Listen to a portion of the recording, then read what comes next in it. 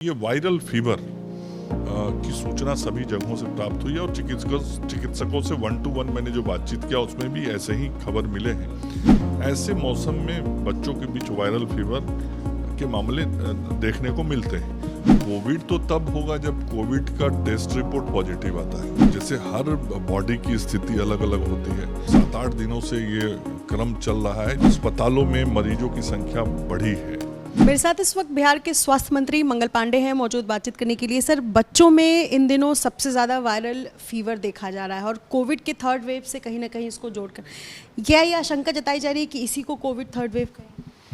नहीं, देखिए, कोविड तो तब होगा जब कोविड का टेस्ट रिपोर्ट पॉजिटिव आता है और उसके अतिरिक्त यदि किसी भी प्रकार की बीमारी से कोई अस्वस्थ होता है तो फिर वो दूसरी बीमारी होती है।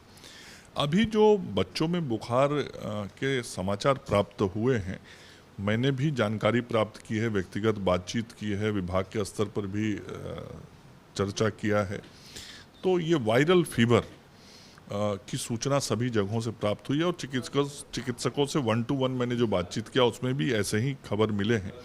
और सभी लोगों का ये सामान्यतः कहना था कि ये जो मौसम अभी चल रहा है, ऐसे मौसम में बच्चों के बीच वायरल फीवर के मामले देखने को मिलते हैं। और अभी जो बच्चों का उपचार हो रहा है वो भी वायरल फीवर के ही प्रोटोकॉल के अनुसार हो रहा है और बच्चे स्वस्थ होकर घर जा रहे हैं। कई बच्चों में ऑक्सीजन की तकलीफ भी देखी गई है, स्पेशली प्राइवेट हॉस्पिटल्स के बाहर कई पेरेंट्स हैं जो बच्चों को लेकर गए हैं। तो क्या इसमें एक बड़ा कारण ये भी है, क्योंकि मैंने भी आपसे पूछा था कि कई बार ऐसा हो रहा है, कई ज़िलों में ऐसा भी देखा गया है कि वायरल फीवर 20-20 दिनों तक बच्चों में रह रहा है?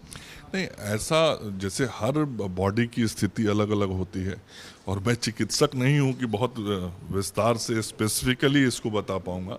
चिकित्सक ज़्यादा बेहतर बताएंगे, लेकिन जो बात मैं चिकित्सकों से करता हूँ तो हर बच्चे का बॉडी अलग अलग होता है और कोई बॉडी ऐसा होता है जो दवा को जल्दी, मतलब दवा का असर उसके बॉडी पे जल्दी हो जाता है, वो 5-7 दिनों में स्वस्थ हो जाता है। किसी का हो सकता है कि शारीरिक क्षमता थोड़ा कमज़ोर हो तो उस पर दवा का इफ़ेक्ट और फिर उसको पूरा रिकवर होने में कुछ और टाइम भी लग जाते हैं। तो जिस मरीज के बारे में जैसा उचित चिकित्सक को लगता है वो करता है। किसी मरीज के बारे में चिकित्सक को लगता है कि इसको ओपीडी में दवा देके हम यदि घर पे रखें तो भी ठीक हो जाएगा। किसी मरीज के बारे में लगता है नहीं, इसको अस्पताल में रखना चाहिए, तो फिर चिकित्सक अस्पताल में रखता है। तो ये तो चिकित्सक तय करते हैं। स्वास्थ्य विभाग के पास अब तक कोई आंकड़ा आ पाया है मोटा मोटी जो जुटा पाया हो, कुल मिलाकर कितने ज़िले में बच्चे अब तक बीमार हुए हैं इस बार? नहीं, देखिए, ये पिछले 7-8 दिनों से ये क्रम चल रहा है जिसमें आंकड़े इस बीमारी या वायरल फीवर को लेके कहें तो बढ़ा है। और बच्चे जो आते हैं वो अलग अलग हमारे अस्पतालों में आते हैं, वो अतिरिक्त प्राथमिक स्वास्थ्य केंद्र से लेके मेडिकल कॉलेज अस्पताल तक, तो हर जगह के आंकड़े अलग अलग होते हैं। उसको हम लोग पाक्षिक रूप से इकट्ठा करते हैं और बाकी डेली जो है वो संजीवनी डेटा पर अपलोड होता है। तो ये तो अलग अलग बीमारियों के होंगे। वायरल से पीड़ित अब तक कितने बच्चे आए हैं? उसको एक समयबद्ध समय पर हम लोग उसका समीक्षा करते हैं। सबसे अहम सवाल है, बिहार का मेडिकल इंफ्रास्ट्रक्चर कितना तैयार है इस बार? चूँकि थर्ड वेव को लेकर के भी कहा जा रहा था कि थर्ड वेव आने के बाद क्या बिहार में तैयारियां उस तरीके से स्वास्थ्य विभाग कर पाया है हॉस्पिटल्स को लेकर के? तो अभी आप क्या कहना चाहेंगे, कितने तैयार हैं हम? ये तो मैं समझता हूँ कि आपके प्रश्नों में ही इसका जवाब था। आज लोग अस्पतालों में आ रहे हैं, अस्पतालों में मरीजों की संख्या बढ़ी है, तो कोई भी अपने बच्चे को लेकर उसी अस्पताल में जाता है जिस अस्पताल पर उसकी आस्था होती है, उसका विश्वास होता है और उसको ये लगता है कि हमारा बच्चा यहाँ स्वस्थ हो सकता है।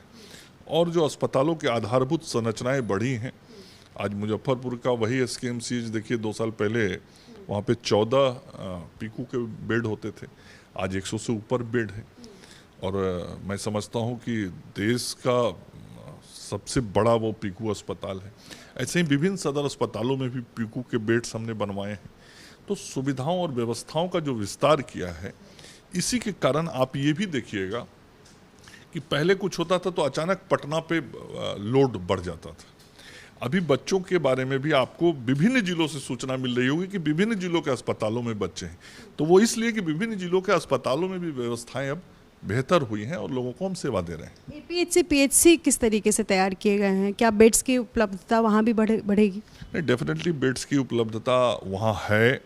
वहाँ पर जो आवश्यक संसाधन चाहिए वो दिए गए हैं और हर स्तर का जो अस्पताल होता है वहाँ सुविधाएं अलग अलग होती हैं।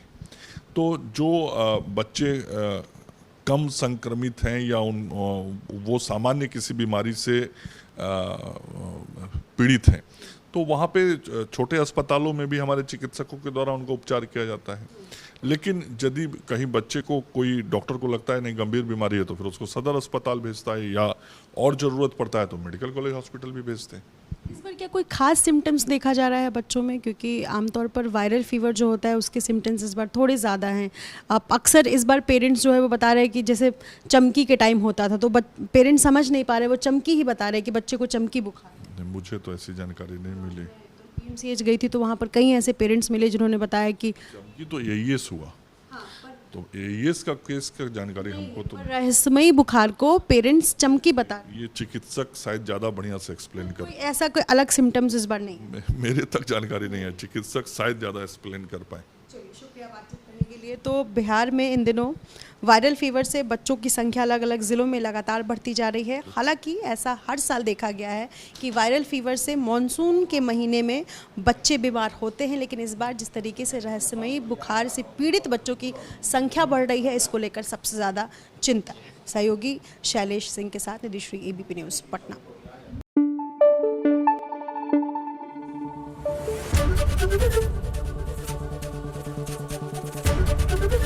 एबीपी न्यूज आपको रखे आगे।